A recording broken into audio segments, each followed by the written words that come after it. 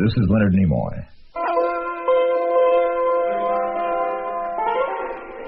We're in Piraeus, the port of Athens, Greece, and it's a dark and stormy night. A night for trouble if you don't watch out. Careful, lady. That gangplank is wet. Yes, so I discovered.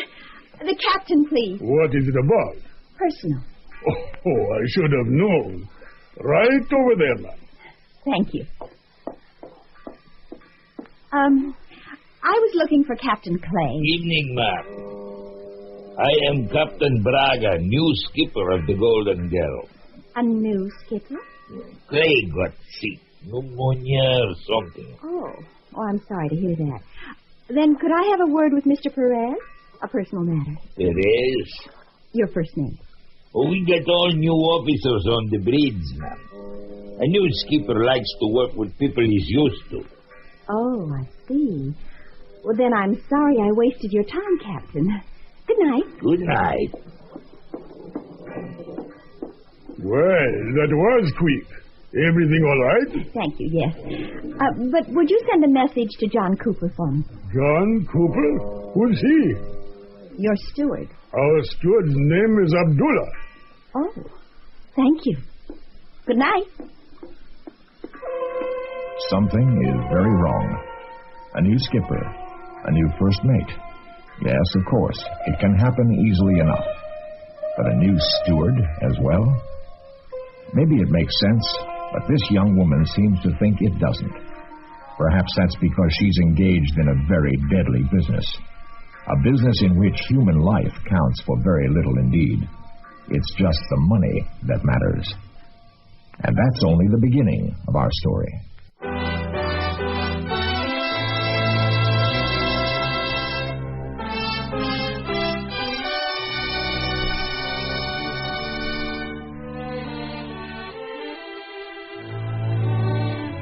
Mutual Radio Theater, a new adventure in radio listening. 5 nights of exceptional entertainment every week. Brought to you in Elliott Lewis's production of the Mutual Radio Theater. Our story? A Nearly Perfect Crime by Alan Caillou. Our stars? Lloyd Bachner and Janet Waldo.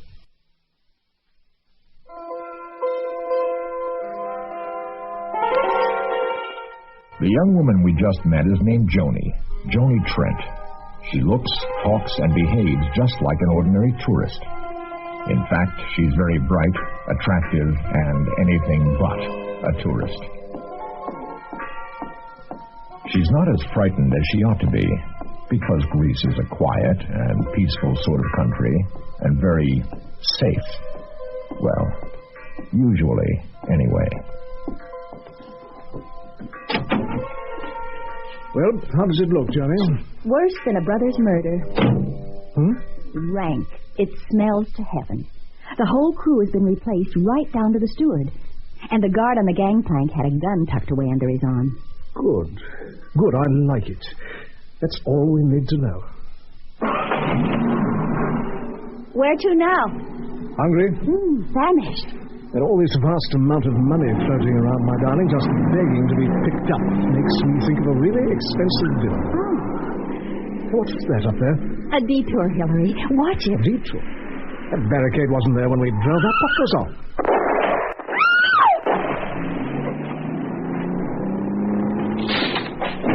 Are you all right? No.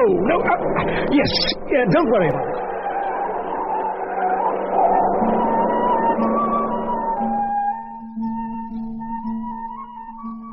I didn't congratulate you, Mr. Pierce, did I, on your purchase of the Golden Girl? At such a good price, too. No, you did not, Braga.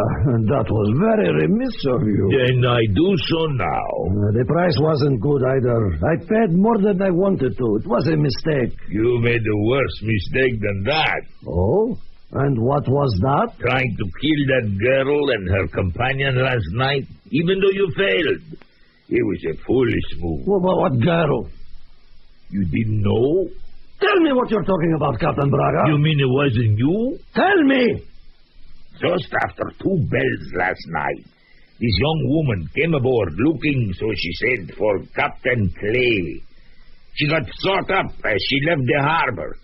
And if it wasn't you, I'd like to know who the hell it was. That will be Mr. Souza. I'll get it myself.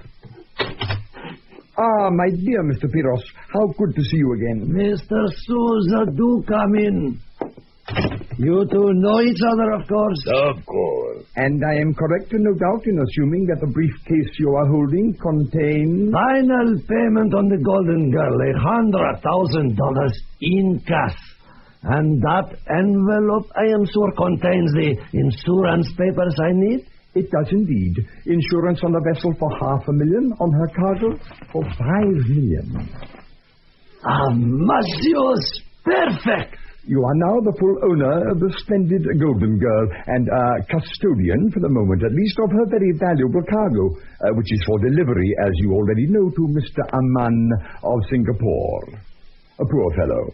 $5 million worth of munitions can fetch almost as much in Singapore as they can in, shall I say, Beirut?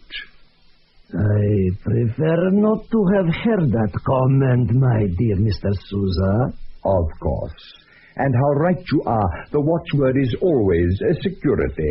It is why I have lasted so long, Mr. Souza. And it's my earnest hope that we may do business again soon, dear Mr. Piros. Perhaps. Tell me where I might find you in a few days' time. Beirut, perhaps? Then I thank you and bid you good night. As we Greeks say, dear Mr. Souza, Stinyasas, health be on you. And as we Arabs say, Salam Alaikum, peace be on you. And peace on you too, dear friend. All right, Braga, now tell me about that young woman last night. You said she had a companion. Did you find out about them? I thought you'd never ask. Well? I made a few inquiries, of course. Her name is Joni Trent. His is Hilary Marshall, registered at the Grand Bretagne Hotel as just a visiting businessman. But the word's out, Mr. Piros, all over the underworld. Go on. Hilary Marshall is a gun runner. You nearly knocked off a good customer, Mr. Piros. I told you it wasn't me. Okay, I believe you. When do we sail for Beirut? At once.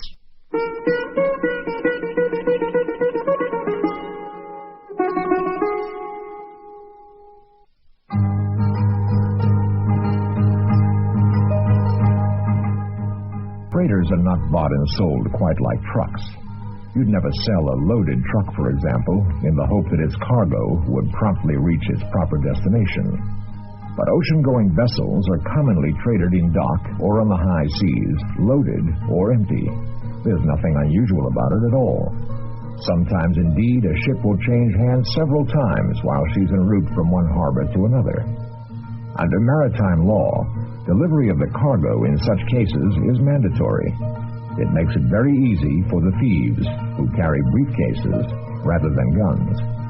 And when there's a particularly valuable cargo aboard, all kinds of exciting things are liable to happen.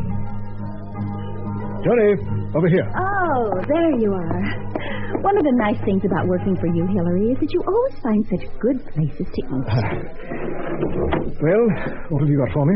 What have you got for me? I'm ravenous. Waiter, another bottle of wine, please. Hillary. And some more of that lobster. Coming, sir. So, the Golden Girl has left port. Do we know where she's headed? The satellite readout says she's on a course of 152 degrees. Her port clearance papers say she's headed for Port Said, the entrance to the Suez Canal, then on to Singapore. Canal documents have been issued to her, and everything is simply marvelous. Could I have some of your wine while I'm waiting? Of course. Marvelous, except for what? Port Said and the canal are on a bearing of 170, not 152. Oh, now, isn't that interesting? And have you, my darling Johnny, discovered by any chance where a course of 152 will take her? Not by chance, but by design. I looked it up. It will take her to Beirut. Splendid. One of my favorite cities anywhere. Why don't you take a cab over to the airport and pick up some tickets for us? Hillary, I have already done that. We leave in a little under 3 hours. And where's my lobster?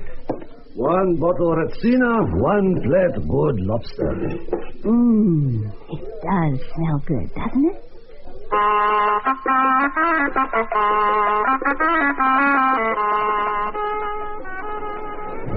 can't see a thing in this fog. It's getting worse. Good. It means we can't be seen either. Why do you think we are running without light? I tell you, we come to very dangerous waters now, full of Israeli patrol boats. If they find out from their spies in Greece that we are carrying all those guns, I tell you, I don't want no trouble with Israelis. You're a very nervous sort of man, aren't you, Braga? No, just careful. You know, the Christians and the Muslims in Beirut have started fighting again. Boom, boom, boom, everywhere. Braga, if you want to make us a great deal of money quickly, then just bring this ship into port and leave the worrying to me. There are so many options open to us now. So many ways to get rich.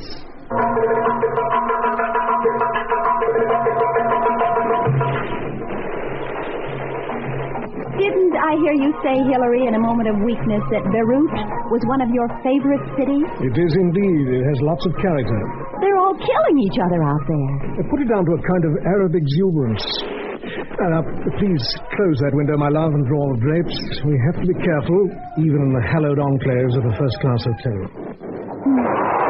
The beautiful people are all lounging around the pool down there as though it were the safest place in the world. Don't they know? All this militant nonsense, my dear Jenny, cannot be allowed to interfere with business as usual.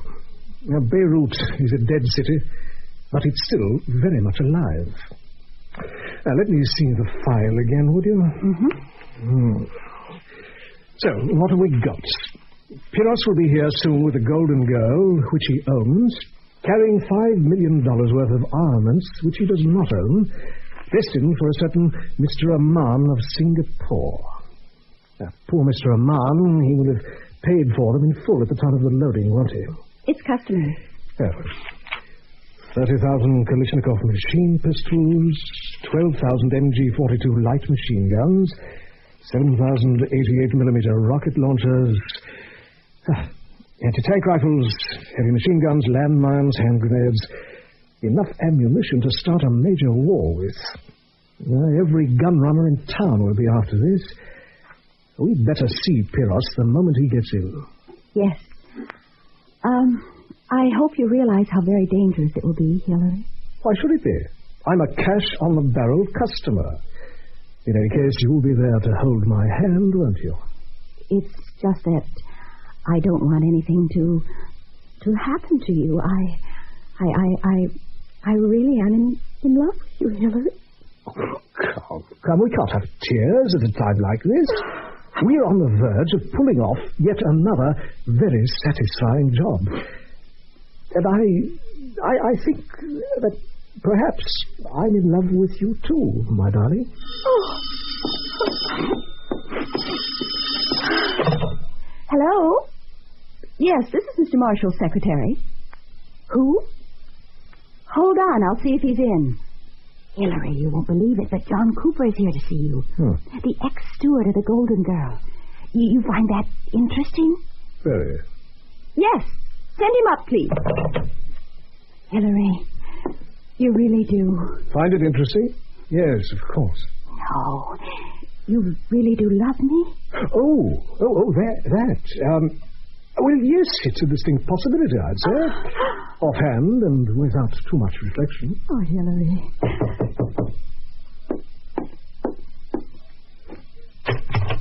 Come in, Mr. Cooper. Thank you, miss. I'm Hillary Marshall. What can I do for you, Mr. Cooper? It's, what I can do for you, Mr. Marshall, sir. I've got some information for sale. It might interest you quite a bit. And why should you think that? Because I know who you are. I was in Athens when you were making inquiries about the Golden Girl. I used to work on her. I was her steward. And was it you who fired on us when we left the harbor? No, I didn't even know about that. I'm not a gunman, sir. I'm just a steward. But I'm not a fool either. I worked it all out and put two and two together. You're an insurance investigator, aren't you?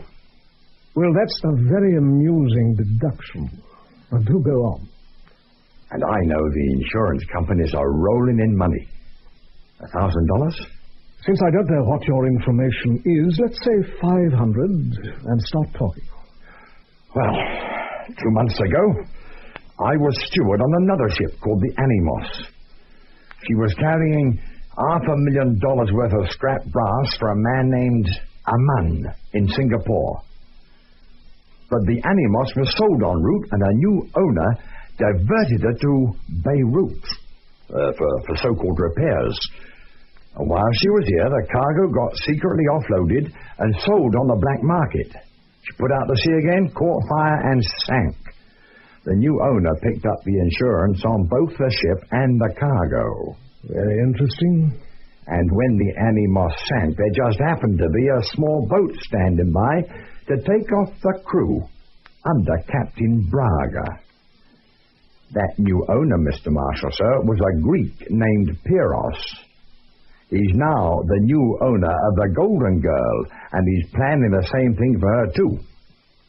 And if that isn't worth a lot of money to you, then I don't know what is. Jerry, give Cooper his $500, will you? Yes.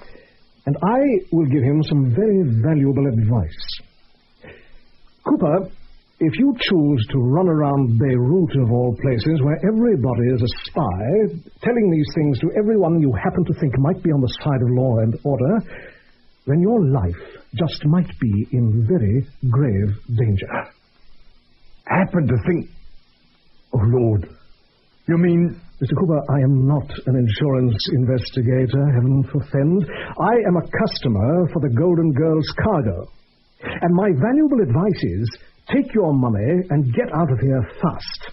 Go to your adoring Maria, perhaps. How do you know about Maria? Never mind. But go to her before I start wondering what the orthodox way might be of disposing of body in a suite of a first-class hotel. Oh, my Lord. I thought... No, Cooper, you didn't think, and that is your problem. Take your money, Mr. Cooper, and run. Yes. I won't breathe a word, not a word to anybody. Goodbye, Mr. Cooper. So nice to have met you. Yes, goodbye. That is a very frightened man. And he has every reason to be. There's no room in this business for amateurs.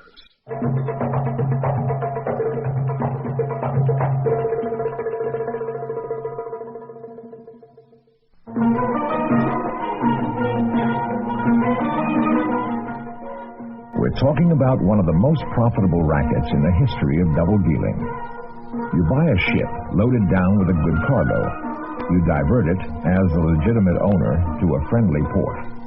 You sell that cargo on the black market because physical possession is everything. It's simple, neat, tidy, profitable. It's also quite perilous.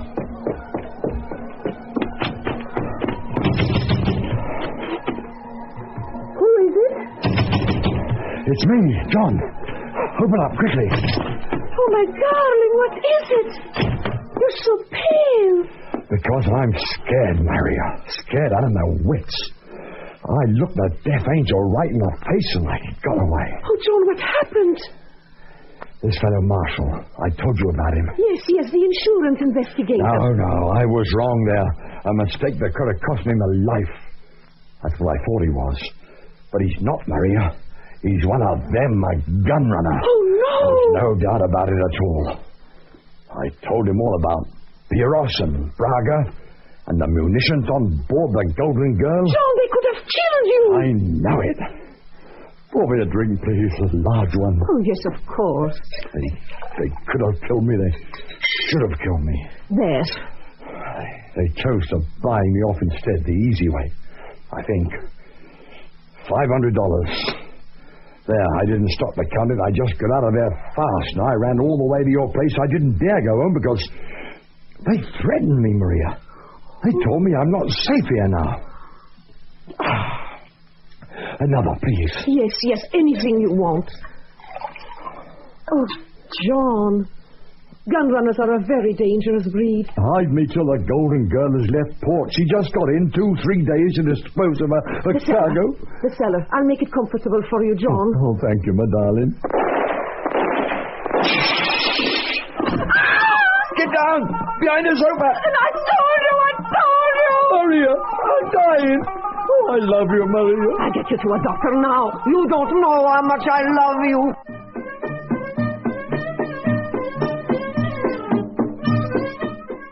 Turn the damn radio off, Braga. Find me some bazookies. We don't have bazookies in Beirut. Well, where do you want me to burn the Golden Girl and sink her? Same place we sank the animals? The water is deep there. No chance for inquisitive divers. No, I don't think we'll do that this time. It seems a shame to waste such a profitable ship. We can use her name to present the banks with forged bills of lading for non-existent cargoes, which we can then sell. We get away with that once, twice, no more than that. You're quite wrong, Braga. The banks are only obligated to check documents, which can easily be forged. They don't ever bother to check cargoes. Maybe. That means each time we must change the ship's name. Precisely. And what could be easier? Once we have disposed of our munitions to the highest bidder here, you will take the Golden Girl out of harbor, ostensibly en route to Singapore, and supposedly with her cargo still intact.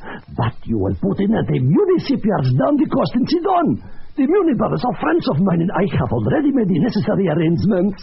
There our fine ship will suffer minor surgery. Surgery? One must to be removed.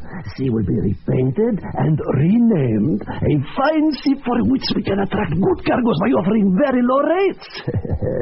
You see where this will lead us? Genius! I do have certain talents, Braga. But that is not all. While the Golden Girl is being disguised, you will take a fast launch out to deep water. You will sound out a mayday on your radio, announcing yourself as the Golden Girl and saying that you are on fire and rapidly sinking. By the time help arrives, you will have speeded back to Beirut, and there will be no trace left of the ship. Except perhaps a few sharp pieces of timber that you might get to take along with you to toss overboard and mark the Golden Girl's passing. We'll collect insurance of the ship and her cargo. We will already have sold the cargo by then, and we will still have a fine ship with which we can start over. Very soon, my dear Braga, we will both be very rich. Oh, sheer genius.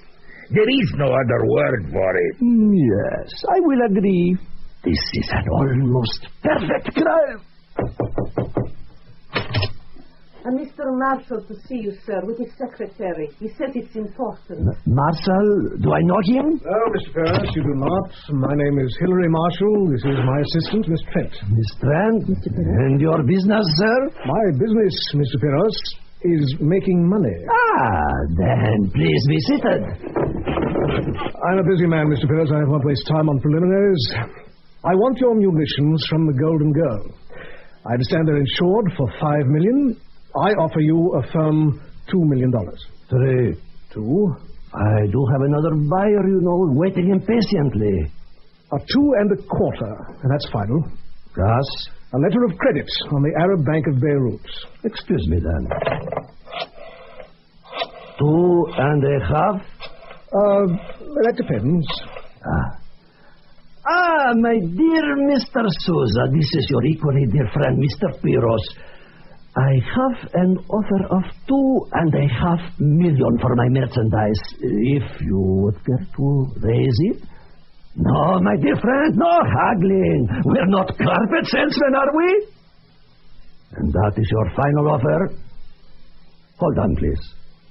I have a firm 2.9, Mr. Marshall. Then I go to 3. Final. Excuse me. 3 million, Mr. Sousa. Will you top it? Oh, what a shame.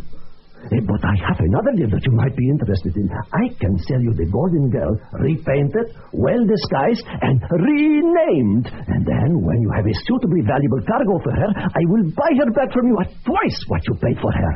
and give you also first refusal on that cargo. That, dear Mr. Sousa, is an offer you cannot refuse, huh? Done. And we too have a deal, Mr. Pierce. We do indeed, Mr. Marcel. Then, where may I inspect the merchandise?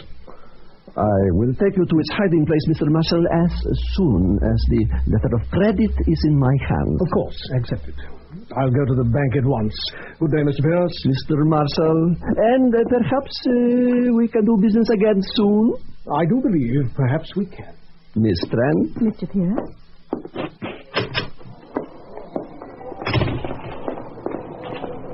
Well, that went off rather nicely, I thought. I think he'd have settled for 2.5. In a deal like this, speed itself is priceless. Marshal! Why you shoot my man? Look out! On the roof there! She's got a gun! Darling, are you all right? No, my leg. Don't worry about it. Did you see who it was? Yes, it was John Cooper's girl, Maria.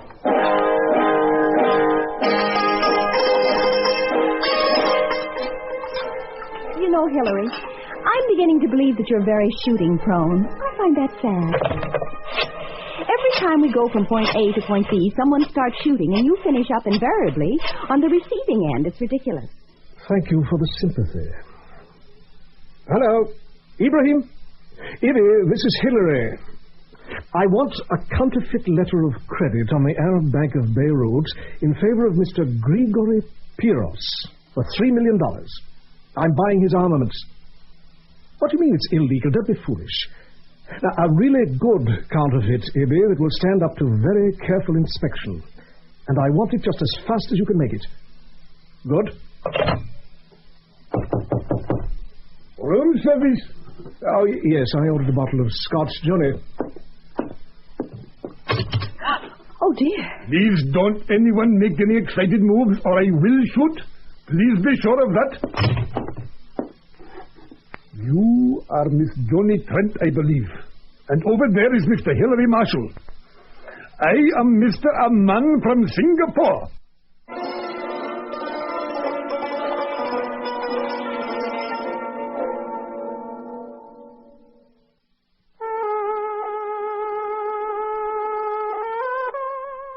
Leonard Nimoy again, and here's the fourth act of A Nearly Perfect Crime. Mr. Aman from Singapore, and I am an honest and very angry businessman, tired of being robbed by you pirate! Mr. Aman, calm yourself, please. I am not what you perhaps take me to be. You can't fool me, Mr. Marshall. I know exactly what you are. Ever since Piros offloaded my cargo of scrap brass from the Alamos a couple of months ago and sold it on the black market here, I have had a spy in his Beirut office. And I know what you are doing. You are paying $3 million for my munitions that I paid good money for at the time of their loading. Can you think of any intelligent reason why I should not kill you both now? Mr. Rahman, I bleed for your terrible loss. But years of experience have taught me never to try to reason with a man who holds a gun pointed at my stomach. And so...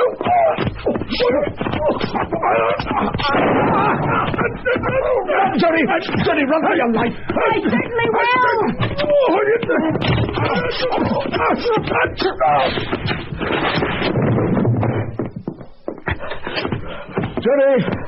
Johnny, where are you? Over here. Oh, Hillary, you didn't get shot again, did you? Really? Come on, down to the lobby. We'll be safer in a crowd of people.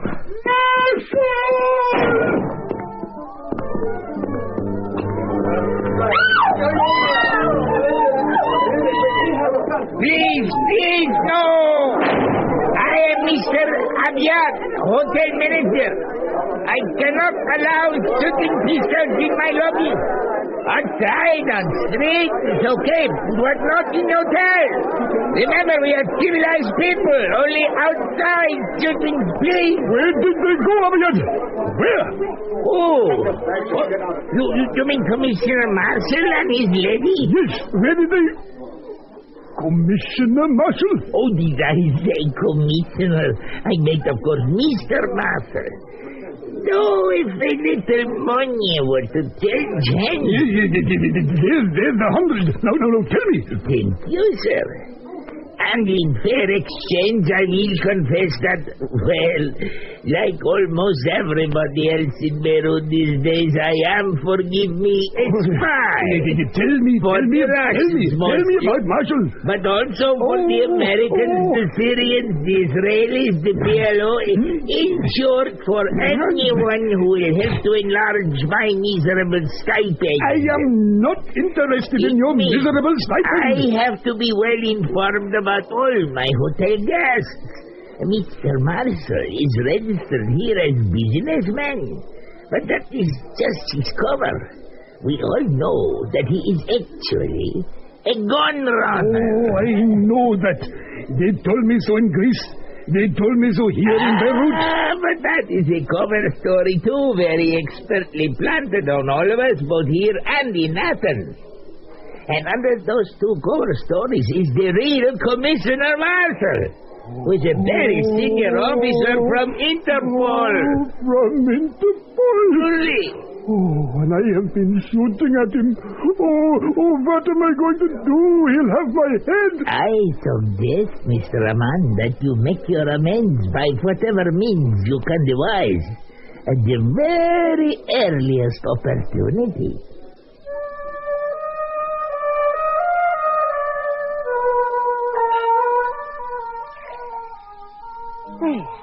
There. Fortify yourself with that. Bandage not too tight? Thank you. The bandage is fine. And you really are a sort of natural target, aren't you? You'd think they'd get lucky the third time. But they did not. And I'm a little miffed over your behavior with Mr. Aman. Miffed? For whatever for? He was shooting at me, and you chose to run. I find that an extraordinary way to behave. But, darling, you told me to. I was obeying orders. The instruction was merely a gentlemanly courtesy. I expected you to remain and help me, the only decent thing to do. Who is it? Special delivery envelope for Mr. Marshall. Thank you. You mean in the middle of all this fighting, they still have special delivery? In Beirut, it usually means 7 young thugs in a jeep, all armed to the teeth. Now, let me have that. Aha, my letter of credit for $3 million. You know, that is as good a forgery as I've ever seen. Oh. Really, quite marvelous. Now, if we could only contact the impulsive Mr. Aman with a modicum of safety. Who is it? Mr. Aman, bearing a flag of truce. What do I do, Hillary? Open the door, my dear.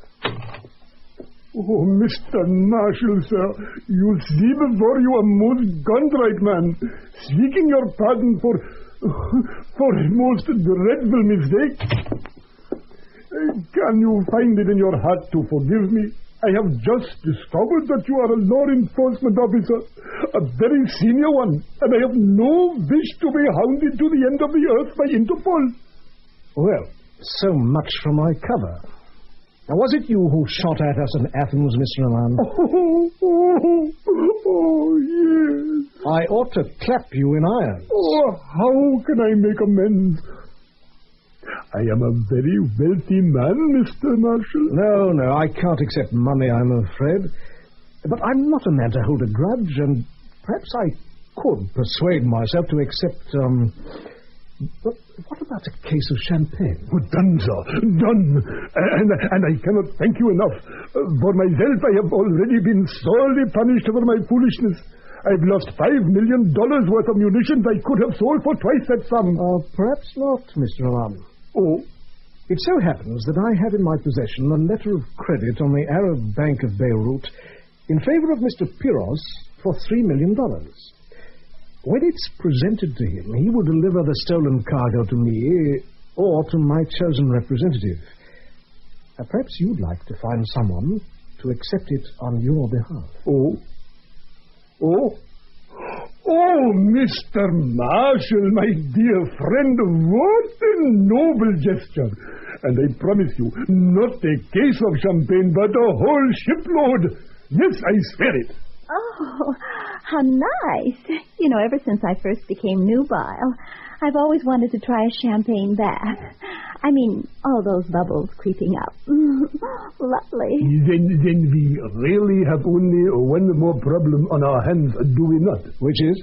The matter of Mr. Piros. Quite so.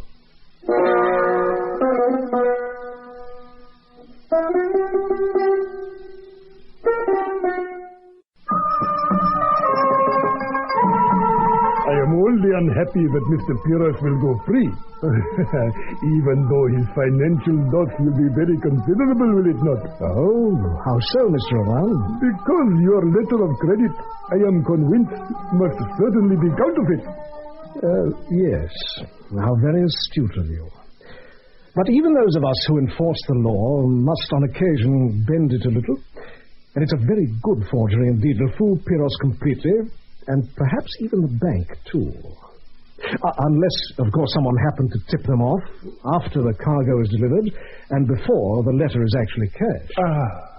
I am sure there might be just one honest man in Beirut to do that. Moreover, neither Piros nor Braga will go free. Braga is currently disguising the Golden Girl and giving her a new name at a shipyard in Sidon. Now, Beirut lives on its sea commerce, and that is a very serious offense here. The police will raid the shipyard, find the work in progress, and both Piros and Braga will spend the next 10 years of their lives in prison where they belong. Oh, delightful, delightful. And just for my own satisfaction, was it you who shot John Cooper, too? Oh, dear, I feel so terribly guilty about that. But I thought that you and he were in partnership to steal my cargo. I'll never be able to make it up to him. He was not seriously hurt, I hope. My marksmanship was never very good. John Cooper is recovering nicely in St. Mary's Hospital. But why don't you just send the poor fellow a case of beer? I'm sure he'd appreciate it. And would you care for a whiskey and soda, Mr. Armand? And you, Hillary? A quick one. We have a plane to catch.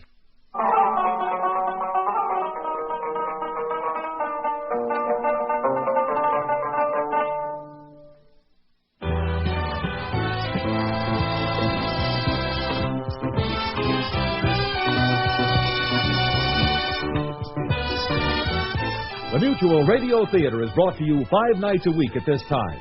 Tonight's original radio play, A Nearly Perfect Crime, was written by Alan Caillou and produced and directed by Fletcher Markle. Your host was Leonard Nimoy. Our stars were Lloyd Bachner and Janet Waldo. Featured in the cast were Richard Peel, Marvin Miller, Larry Moss, Gladys Holland, and Alan Caillou. The music for Radio Theater was composed and conducted by Nelson Riddle. John Harlan speaking. Associate Director of Mutual Radio Theater is Ken McManus. Sound effects were created by Bud Tollefson. Mark Trella is production supervisor. Recording engineer Hal McDonald. Music editor Lee Ringette. The Elliott Lewis production of Mutual Radio Theater is a presentation of CVI.